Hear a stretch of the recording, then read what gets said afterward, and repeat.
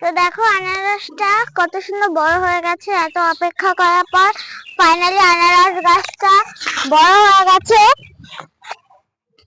দেখো কত সুন্দর হয়ে গেছে, পুরো পেকে গেছে, পেকে পুরো টকটকা হলুদ হয়ে গেছে।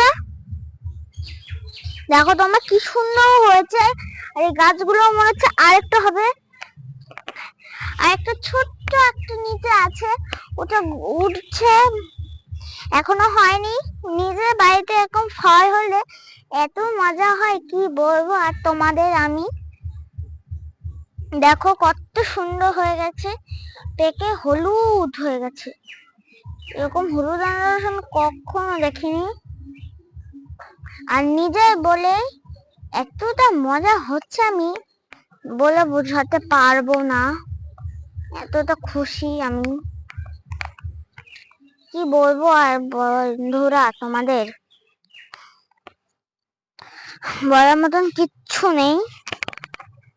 দেখো তো কত